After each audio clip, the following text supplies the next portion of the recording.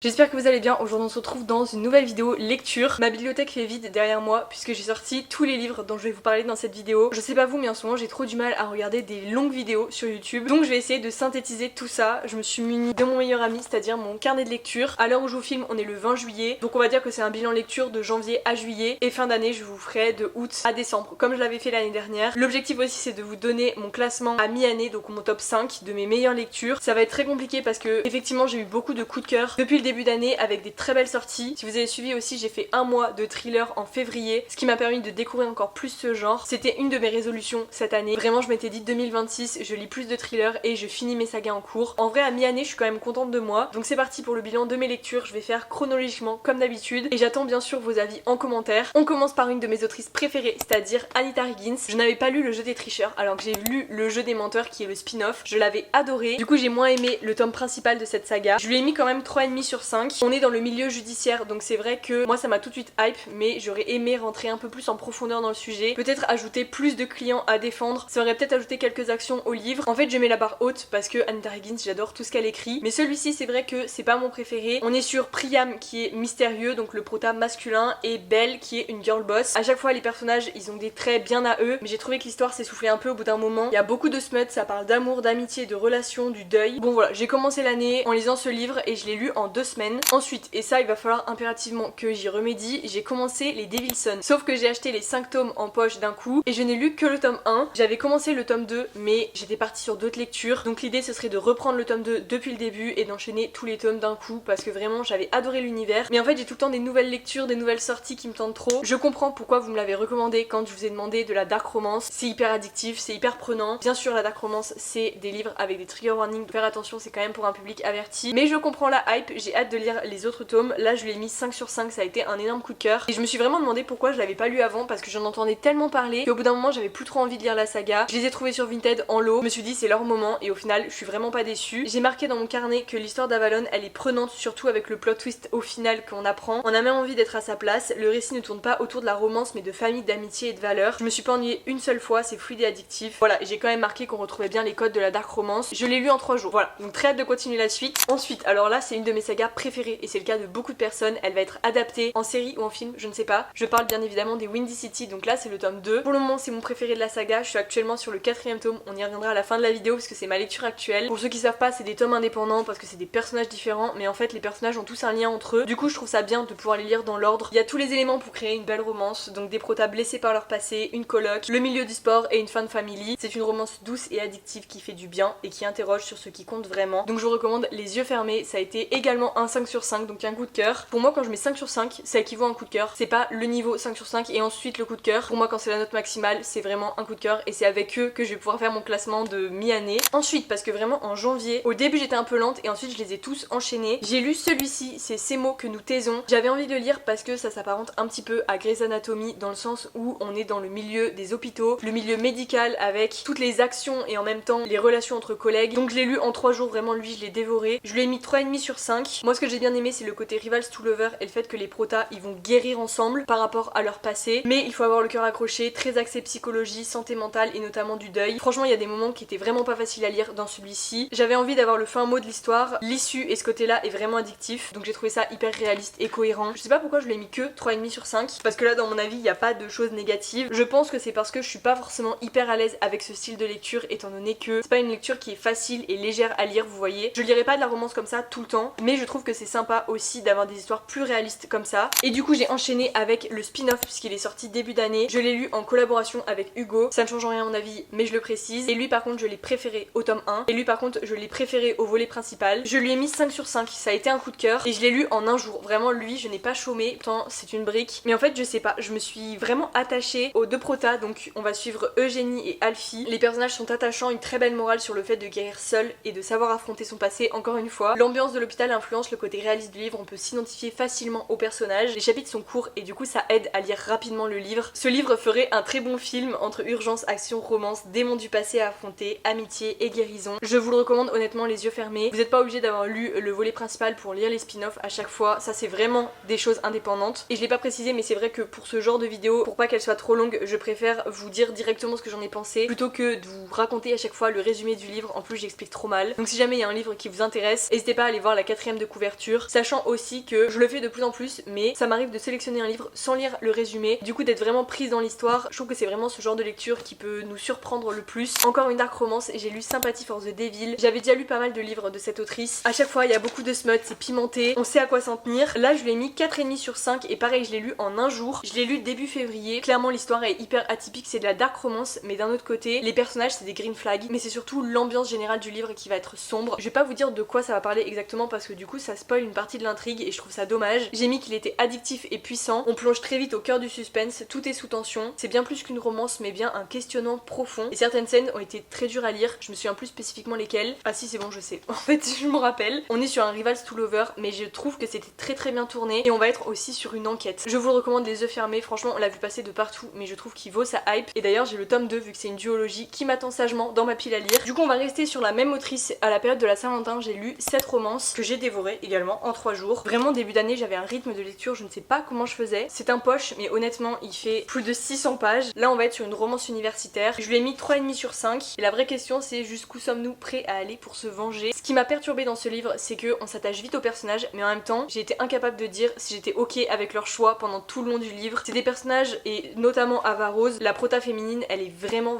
imprévisible. C'est le moins qu'on puisse dire dans son plan de revanche. J'étais à la fois d'accord mais pas d'accord avec elle. Par contre Vincent c'est vraiment le book boyfriend par excellence. Il est rempli de rebondissements et je suis soulagée que ça finisse aussi bien parce que vraiment j'avais très peur de la fin du livre. Par contre il évoque des sujets graves comme le harcèlement et il y a beaucoup de smut. Mais avec cette autrice, voilà, pas étonnée. Je pense que je vous spoil un petit peu sur le classement demi-année, mais ce livre, je pense que ça veut tout dire la façon dont je l'ai annoté. Pareil, lui, je l'ai lu en collaboration, mais en fait, c'est un des meilleurs livres que je n'ai jamais lu, et pourtant, j'ai lu vraiment beaucoup de livres et beaucoup de romances, mais c'est une histoire qui est vraiment à part dans sa catégorie. Je l'ai lu en 24 heures, donc c'est-à-dire que je me suis posée dessus, incapable de le lâcher. Pourtant, il est vraiment énorme, et il fait quasiment 700 pages. En fait, ce livre, il m'a dévastée, il m'a fait ressentir tellement d'émotions. J'ai pas eu une seconde de répit, vraiment, c'est tellement bien écrit. J'avais justement lu ces 2 livres de cette autrice, donc c'est Lila Mars et j'avais été tellement captivée par l'univers dystopique, mais là j'ai adoré ce que j'ai lu plus parce que vraiment il y a un développement des personnages, il se dévore, il est complètement addictif, enfin je pense que vous l'aurez compris. Moi je ne savais plus qui croire, j'ai douté pour finalement me tromper. J'ai adoré le décor de la Vex, donc des agents secrets, avec la dimension d'espionnage qui est en fait une double enquête, une des meilleures romances que j'ai lues sans hésiter. Je vous le conseille vraiment à 200%, les yeux fermés, et de toute façon tous les avis que j'ai lus vont dans ce sens. Je connais pas une personne qui a été déçue de ce livre,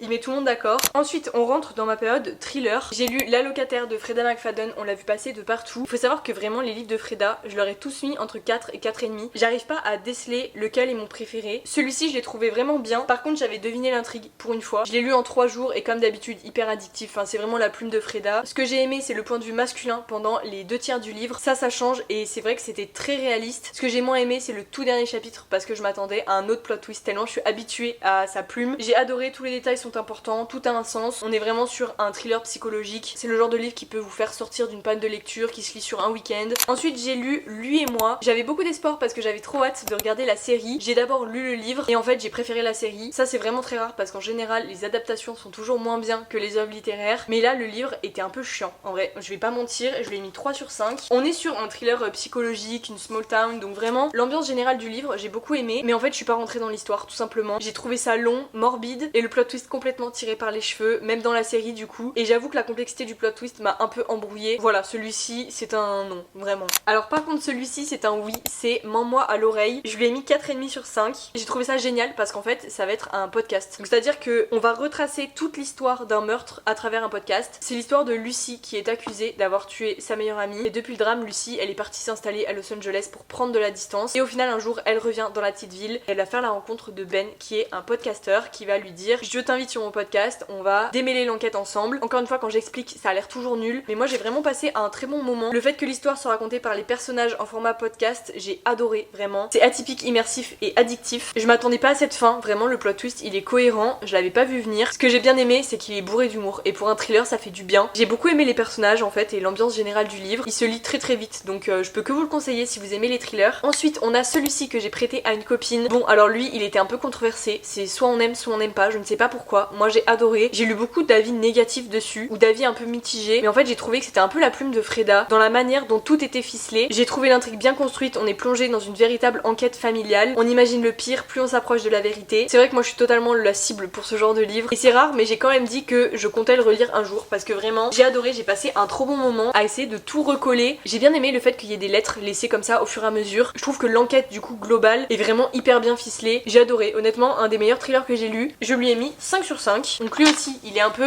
en compétition pour être dans le top 5 de cette année. Ensuite j'ai lu Le couple d'à côté. Alors malgré le fait que je l'ai lu en 3 jours, je pense que je voulais surtout m'en débarrasser parce que je lui ai mis 3,5 sur 5. C'est un thriller psychologique de 350 pages, donc en soi si vous voulez vous poser une soirée il se lit super rapidement. C'est une histoire de voisinage puisque on va suivre l'histoire d'un couple qui est invité chez les voisins mais qui a une petite fille. Elle s'appelle Cora, elle a 6 mois et il décide de la laisser dans la maison le temps d'aller au dîner chez les voisins et de revenir, de faire des allers-retours de temps en temps pendant la soirée. Bon, soit c'est pas l'idée du siècle, mais Cora finit par disparaître et on ne sait pas qui est le coupable. Voilà, l'enquête commence comme ça, il se lit rapidement, j'ai marqué que c'est fluide, il y a des petits retournements de situation et beaucoup de sous-entendus. On a vraiment envie de savoir en fait ce qui s'est passé et ce qui est arrivé à Cora. Par contre il y a vraiment un personnage qui me fait trop de peine, genre c'est l'enchaînement des pires décisions. Vous verrez de toute façon si vous lisez le livre. C'est pas le thriller de l'année mais il m'a pas marqué ni choqué, juste j'ai passé un bon moment et aussi il est écrit à la troisième personne. Je sais qu'il y a des gens que ça dérange mais voilà. Toujours dans mon era thriller j'ai lu La Menteuse. J'avais beaucoup d'attentes mais ça c'est parce que je me suis fait influencer. Au final je ne l'ai pas aimé et j'ai trouvé que c'était un peu du réchauffé dans le sens où les thrillers où c'est une nounou qu'on soupçonne etc, j'en peux plus, c'est toujours la même chose. Je lui ai mis 2,75 sur 5. Je m'attendais vraiment à l'effet waouh dont tout le monde parlait mais au final j'ai été déçue et frustrée. J'ai trouvé qu'en fait le plot twist était pas du tout cohérent. Genre c'est vraiment tiré par les cheveux, pour moi ce n'est pas possible. En plus il y a plusieurs longueurs et il y a plein de détails qui sont pas forcément utiles dans la narration. Des détails sur les personnages etc. Enfin vraiment je me disais à quoi bon au niveau de l'intrigue. Ça pareil c'est un livre de Andrea Mara, j'en avais beaucoup entendu parler. En termes de thriller c'est un peu un classique entre guillemets du BookTok. Je lui ai mis 3,25 sur 5. Alors oui j'avais de grandes attentes avec ce livre mais j'ai trouvé encore une fois qu'il y avait trop de personnages. J'avais déjà lu celui-ci de la même autrice et c'était le même problème. Dites-vous même au début du livre elle s'est sentie obligée de faire une page avec tous les personnages pour pas qu'on se perde en fait. Dans celui-ci je me suis un peu cassé la tête quand j'ai lu par rapport à ce trop plein de personnages. J'ai décroché à plusieurs moments, j'arrivais pas trop à suivre. Donc pareil c'est pas le thriller de l'année, il m'a pas marqué et je pense que je vais laisser la plume de cette autrice à d'autres personnes parce que du coup j'ai eu 2 déceptions. Enfin lui du coup je l'ai préféré, je l'ai lu en 2025 mais lui ouais je m'attendais vraiment à quelque chose de waouh et au final j'ai été déçue. Je l'ai pas précisé mais entre temps on a changé de mois et j'ai lu La Révolte d'Arène avec mon club de lecture. Donc c'était vraiment le livre le plus attendu je pense de cette année puisque Morgane faisait son comeback avec une nouvelle saga. C'est une saga qui est historique donc chaque tome va se passer à une époque différente à ce que j'ai compris. On va avoir le deuxième volet qui va sortir en septembre, j'ai trop hâte de le lire. Alors celui-ci c'est un livre qui a été assez mitigé dans le sens où c'est une romance historique mais Morgane a pris énormément de liberté pour la construction de ses personnages et toutes les valeurs que ces personnages avaient. Je pense que vous comprenez si vous l'avez lu. On est sur une reine scandaleuse qui ne va pas respecter les codes sociaux de l'époque et ça c'est quelque chose qui m'a dérangée. C'est le gros point noir de cette histoire. J'ai pas eu vraiment d'attachement au personnage et j'ai eu du mal quand même à m'y mettre. Vraiment je l'ai lu avec mon club de lecture et on se motivait pour continuer notre lecture chacune de notre côté parce que vraiment au début j'étais pas à fond dedans. Je me disais que c'était trop éloigné de la réalité et que la reine, je sais pas, sa manière de penser c'était pas très cohérent mais j'ai pensé ça jusqu'à la moitié du livre et après il y a eu un retournement de situation. Je dirais à partir de la moitié du livre impossible de décrocher. On se retrouve plongé en plein cœur de la Révolution française. Je m'attendais à une romance entre reine et roi mais j'avais oublié à quel point la plume de Morgane était puissante. Donc finalement je lui ai mis un 4 sur 5. En vrai c'est plutôt une bonne note sachant que vraiment la première partie du livre je l'ai vraiment pas trop aimé. J'ai quand même hâte de voir les prochains romans qu'elle va nous sortir, toujours dans cette dimension historique parce que moi c'est vrai que quand on utilise l'histoire pour créer une nouvelle intrigue j'ai envie que ça reste cohérent avec les codes de l'époque, avec ce qui se passait à l'époque et là c'est vrai qu'elle a pris certaines libertés. Après c'est précisé au début du livre, voilà il y a un petit avant-propos ici mais par contre tout est très bien pensé et voilà ça reste pour moi une bonne lecture. On continue avec Campus Agency parce que je vous ai dit que je voulais finir un peu mes sagas en cours cette année. Il y a le tome 3 qui est sorti qui me tente trop, j'ai trop hâte de le lire, faut que j'arrive à l'avoir d'occasion. Alors lui je lui ai mis 4 sur 5. Le tome 1 il avait vraiment été un énorme coup de cœur donc c'est vrai que j'avais un peu peur de reprendre la suite. On s'attache au personnage malgré quelques longueurs. C'est pas mon préféré mais j'ai passé un très bon moment. Je vous recommande quand même la saga des Campus Agency parce que c'est des romances universitaires, mais pas que. À chaque fois il y a un petit truc en plus. Et c'est vrai que le système de l'agence, parce que du coup c'est 3 filles qui ont créé le système de l'agence au sein d'un campus et qui vont résoudre un peu les problèmes de tout le monde. Les 3 filles elles se complètent super bien et j'aime beaucoup ce côté fun family. En fait avant de tourner cette vidéo je m'étais dit que ça allait être trop dur de faire mon top 5. Quand je vois cette couverture et que je me rappelle la lecture que ça a été, alors lui ça a été vraiment une énorme découverte. C'est de la dark romance, donc c'est destiné à un public averti encore une fois. Je le trouve magnifique, c'est mon copain qui me l'a offert pour mon anniversaire. C'est vraiment un livre qui est à part dans sa catégorie. Il peut vraiment sembler très étrange. Il m'a obsédé en vrai ce livre pendant un moment après. Mais comment vous dire que l'histoire m'a vraiment retourné le cerveau. Il me fait penser à la série You. C'est une romance et un thriller psychologique et dark. Et j'ai noté que j'avais lu les 150 dernières pages d'une traite tellement j'étais à fond dans l'histoire. Et voilà, j'ai trouvé que c'était hyper bien ficelé. C'est un énorme coup de cœur pour moi. Si vous aimez la dark romance et que vous voulez essayer le thriller, c'est le livre qu'il vous faut parce que du coup c'est le mélange des deux. On va passer à ce livre, vraiment pas du tout le même mood. Parfois je l'ai pas trouvé hyper réaliste quand même, mais j'ai marqué dans mon carnet de lecture que je pourrais écrire beaucoup sur ce livre car il m'a vraiment touchée. Je suis passée par toutes les émotions, parfois un peu too much. La fin m'a bouleversée et frustrée, même en lisant l'épisode, donc le chapitre bonus. Bien lire les trigger warnings par contre. C'est un bonbon, c'est une bouffée d'air frais, mais à la fois il y a des passages qui sont un peu durs à lire. J'ai trouvé qu'il y avait quelques longueurs. Je vais pas trop m'étaler parce que j'ai l'impression d'en avoir beaucoup parlé dans mes vidéos au moment où je lisais ce livre. On en a énormément entendu parler, je pense qu'il vaut sa hype. Et c'est fou d'être à la fois mignon mais à la fois difficile. La fin j'avoue qu'elle m'a vraiment frustrée, c'est pour ça que je lui ai mis un 4 sur 5 et non un 5 sur 5. Encore une fois, je ne sais pas si c'est vraiment réaliste la fin, mais voilà, je vous le conseille. Trop contente parce qu'on retrouve les Wind City, j'ai lu le tome 3. Alors lui, je lui ai mis 4 sur 5. Donc pareil, c'est pas mon tome préféré, mais honnêtement, j'ai lu rapidement. Je comprends l'attachement au personnage qu'on peut avoir. Moi, c'est une des premières fois où je lis une romance avec un père célibataire. Je trouve que c'est pas cliché du tout. Et pourtant, il va tomber amoureuse de la babysitter. Mais je sais pas, la façon dont c'est amené, on va aussi parler des rêves de chacun. Qu'est-ce qui est le plus important au final? J'ai trouvé que c'était très juste cette partie-là. Par contre, comme tous les Wind City, il y a pas mal de smut. Moi c'est vrai que j'ai sauté certains passages à cause de ça. Début mai j'ai lu Fou de la Reine. Il était dans ma pile à lire depuis vraiment longtemps. Je suis arrivée après la guerre. Il y a quand même beaucoup de trigger warning. On va rentrer en profondeur dans beaucoup de sujets et ça j'ai bien aimé. Parce que des fois il y a des livres qui évoquent des problématiques mais qui ne font que effleurer le sujet, vous voyez. J'ai quand même mis un moment à me mettre dans l'univers de cette école. C'est une Dark Academia, j'ai oublié de préciser. Et j'ai accroché à partir du début de l'enquête. Romance macabre, pleine de suspense, addictive et qui nous interroge sur plusieurs sujets, notamment celui du harcèlement. J'ai trouvé le personnage masculin, donc Riven, un peu too much. En vrai, j'ai adoré la plume de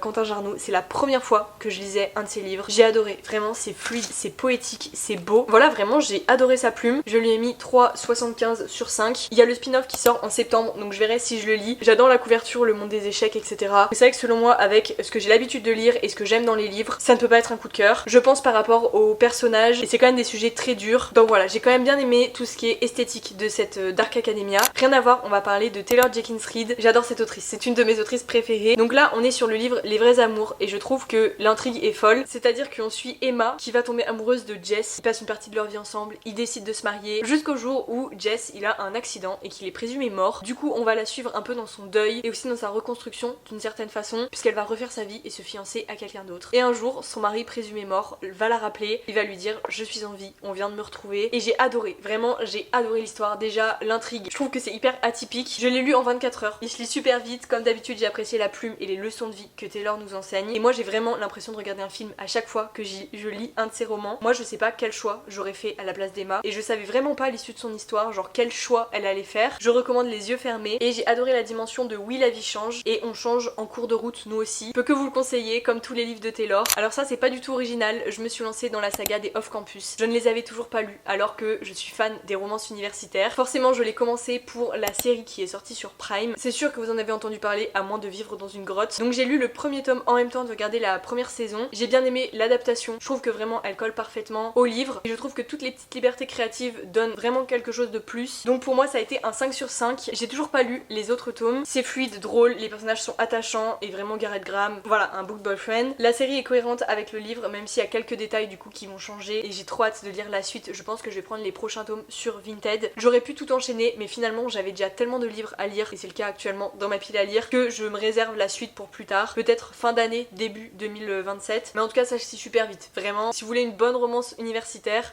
c'est celle-ci. Un autre Freda McFadden, j'ai lu L'intruse et là ça a été une déception. Je lui ai mis 2,75 sur 5. En fait j'ai été trop déçue parce que je m'attendais vraiment à quelque chose, c'est-à-dire que j'ai passé un bon moment, c'était addictif, j'ai retrouvé la plume de Freda, j'ai tout de suite accroché à l'histoire, c'est presque une dimension un peu film d'horreur à certains passages. On évoque des sujets durs, mais le plot twist à la fin, vraiment j'ai eu l'impression d'être passée à côté de quelque chose. J'ai refermé mon livre et je me suis dit, est-ce que j'ai vraiment bien compris l'intrigue? Parce que pour moi, il n'y a pas vraiment eu de plot twist, genre juste on a une information supplémentaire. Je sais pas si ça vous a fait ça, vous aussi, mais voilà, c'est ma première déception de Freda, il fallait bien qu'il y en ait une. D'ailleurs elle a sorti un nouveau livre qui est un petit peu atypique parce qu'il me semble que c'est nous qui choisissons l'issue de l'histoire. J'avoue que j'ai entendu tellement d'avis négatifs que ça ne me donne pas du tout envie de l'acheter. Pourtant c'est un format poche, je suppose qu'il se lit rapidement, mais il y a tellement d'issues différentes et apparemment c'est un petit peu bizarre. Dites-moi ce que vous en avez pensé si vous l'avez lu, mais étant donné que voilà, celui-ci c'est une déception, je pense pas tout de suite me replonger dans les livres de Freda. J'ai vu qu'elle allait en sortir un nouveau, il me semble, d'ici la fin d'année, traduit en français je veux dire, pourquoi pas essayer de le lire à ce moment-là. Ensuite j'ai enchaîné avec le livre qui sent la pistache. Si vous voulez voyager vraiment, quand vous lisez ce livre, il nous emmène en Toscane, donc en Italie. Je l'ai lu en une semaine, c'est un bon Rivals to Lover pour le coup. On va suivre Juliette qui va complètement décider de changer de vie. Donc elle quitte son mec, son appart à Paris, son travail et elle part s'installer en Toscane dans une maison qu'elle a achetée pour reprendre une exploitation de pistaches. Vraiment j'ai adoré ce personnage qui est hyper fort, qui donne vraiment beaucoup de courage. Très agréablement surprise par cette lecture, j'ai directement accroché avec la personnalité forte de Juliette. J'ai bien aimé le côté où elle repart à zéro, c'est réaliste avec ses doutes et ses ambitions personnelles. Si vous voulez une romance pour l'été légère, c'est vraiment ce qu'il vous faut. J'ai vraiment beaucoup aimé et ça fait du bien aussi de couper, surtout quand on lit des thrillers ou des romances qui sont un petit peu plus dures avec ce genre d'histoire. Donc c'est un énorme oui de mon côté. Alors ensuite j'ai lu la nouvelle romance sportive d'Anna Wang. C'est des livres qui m'ont été offerts, je précise. Celui-ci m'a provoqué une panne de lecture, je pense que c'est parce que c'est vraiment un pavé. Moi ce que j'ai bien aimé c'est l'histoire globale avec la romance sportive. On va suivre Asher qui est un joueur de football et Scarlett qui est une ancienne danseuse étoile. Ce qui m'a dérangé c'est les machéries et c'est les scènes de smut. Vraiment il y en a énormément. Après il y a aussi des longueurs. Il y a franchement une grande partie du livre où les personnages sont en couple, ils voyagent, etc.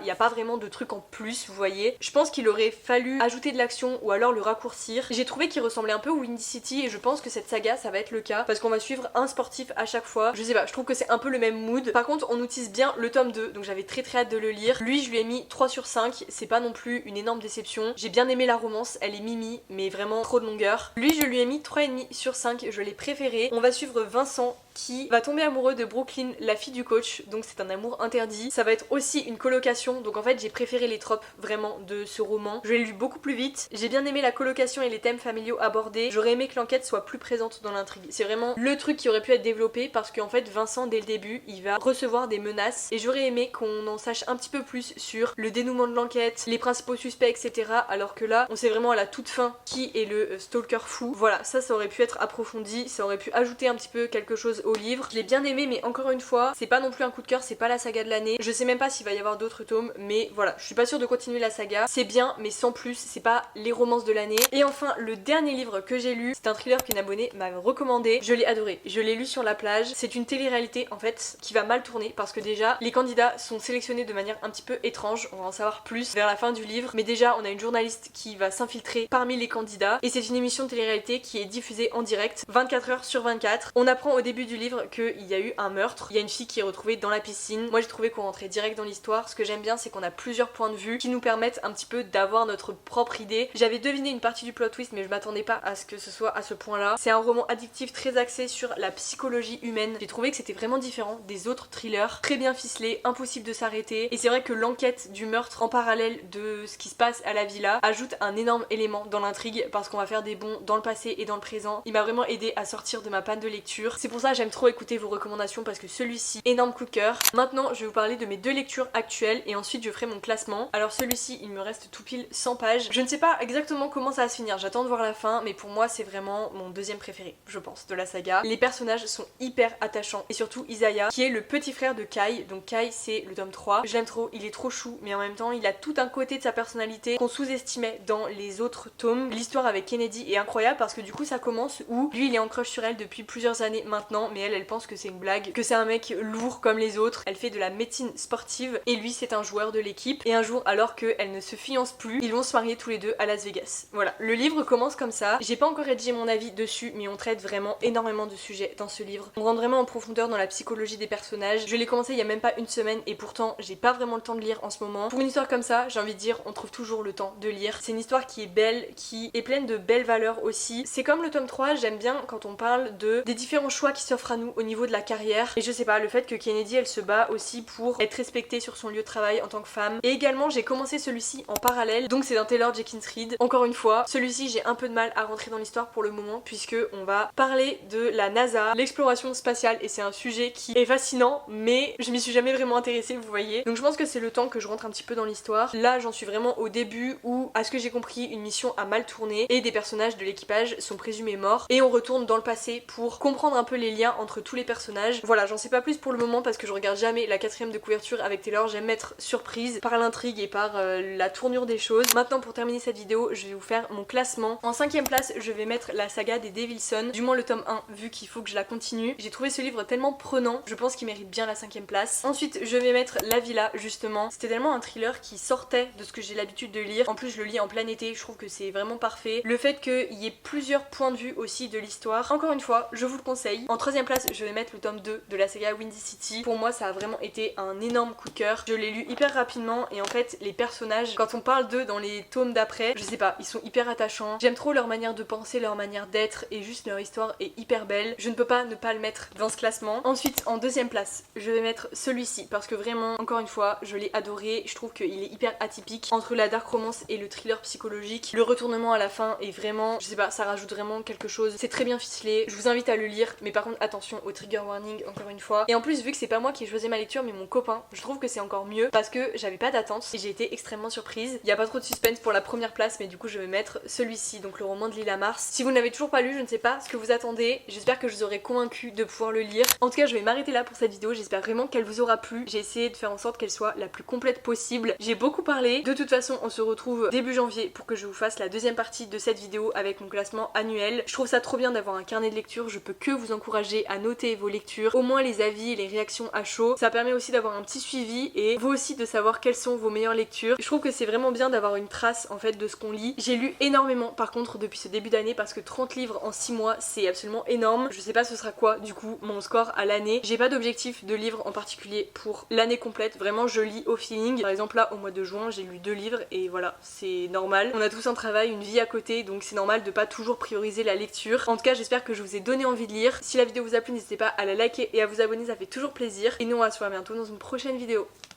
Salut!